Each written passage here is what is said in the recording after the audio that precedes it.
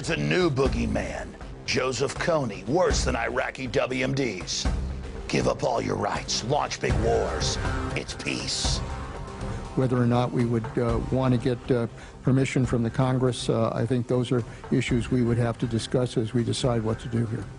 Well, I'm almost breathless about that, because what I heard you say is we're going to seek international approval, and they will come and tell the Congress what we might do, and we might seek congressional approval. Oh, special forces attacks. Put my constitutional law professor hat on here. Do I think that our actions in any way violate the War Powers Resolution? The answer is no.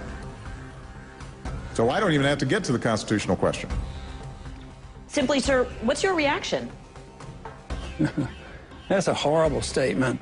And he's got a Odinga Islamic alliance to crush the Christians in Kenya, but this also reaches into Ethiopia, it reaches into Uganda, Congo, Tanzania, and a whole bunch of other countries in that region. So all of Africa is a battlefield in flames between the US and the Chinese, with Obama leading the charge to kick the Chinese out.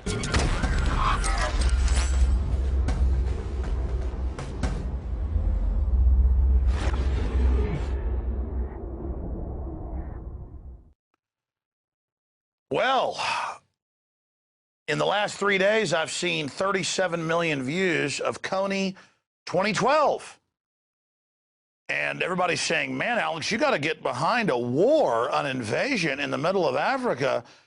I mean, after all, the children are being enslaved. And there's a group called Invisible Children that wants to have a military invasion against Joseph Kony, who I've researched for years, there in Uganda. Well, there's a problem here. I've looked into Joseph Kony years ago. He's obviously another warmonger, bad guy. But the actual president of Uganda has been involved in genocides of over 7 million people.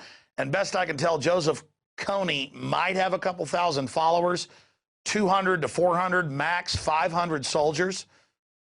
Maybe 100,000 they've killed in a couple decades. I mean, the point is, he's like Saddam beat the brains out of babies in incubators in Kuwait. They admit that's PR, wasn't true. Or they've got this Syrian guy who they're saying there's all these massacres. That's now admitted to be fake. Or you've got the claim that Gaddafi's people were racing around, raping women fueled by Viagra. Wasn't true. And they admit that 40,000 plus people are dead, including most of them black Africans in Libya, and that they're using al-Qaeda there. And in Syria, the West doesn't want to bring liberty to Syria. They want to destabilize that country and use al-Qaeda to do it. This is all on record. And I know about Rwanda. I know about the Hutus and the Tutsis. I know about what's happening in Uganda. I've researched this. And I predicted with my guests and researchers in the Obama deception 3.5 years ago that they would invade Libya, that they would invade Uganda, that they would go after all of these different organizations. And that has now happened. That has now happened with the Lord's Resistance Army, all of it. They sent in special forces last year trying to kill them. So remember, when the West and the corrupt interests that run this country say they want to invade an area to stop a human rights disaster, I have examples from just last year in the Ivory Coast of Africa, where they admit that the UN killed tens of thousands of people to overthrow the elected government there in the Ivory Coast. So we've seen this over and over again. Just last April, close to a year ago, the UN on record was backing rebels attacking the government and killing tens of thousands, mainly Christians. But don't worry, the BBC said the UN would investigate that. And then Obama launched his own attack in Uganda, in Central Africa. My point is, the people controlling our society could care less about human rights events or violations or genocide. In fact, they're funding it. And when I saw the group Invisible Children with all these movie stars and all these groups come out with basically a pro-war, pro-invasion call, and their film got 37 million views in just 3 or 4 days, and I saw the State Department behind it and all this propaganda and members of Congress pushing it, I knew that something was going on. Just like the babies in the incubators, all of it. This has nothing to do with actually trying to help people there. Am I saying that the group they want to fight is good? No. But what I'm saying is we hear about this 2012 movement against Kony, and it's nothing but using him as a convenient boogeyman when he's a minor player in the overall larger system as a pretext to invade these countries. And I've had young people, a lot of my young listeners, who are waking up but are still somewhat naive. They're being shown this in public school. They're calling me. They're saying, they're hurting children. They're enslaving children. We've got to get behind war. And the biggest issue here is the system is using the foundation-controlled left and the normal avenues that are promoting anti-war now as a pro-war activism and a pro-war hysteria, and that's what this is, and it's being promoted by the system to invade and take over Central Africa and also invade out of Libya and North Africa. African. All of this was predicted in my film released 3.5 years ago, The Obama Deception. Let's go ahead and go to a clip of that before we go to Webster Tarpley. Obama basically does a couple of things. One is, again, this idea, kick the Chinese out of Africa, kick them out of Sudan where they get oil, kick them out of Zimbabwe where they get raw materials, start a civil war in Congo, another big source of raw materials. Al-Qaeda, an arm of the U.S. intelligence community, is now active in Algeria, Tunisia, Morocco. You've got a destabilization going on in Kenya around Odinga. That's Obama's cousin.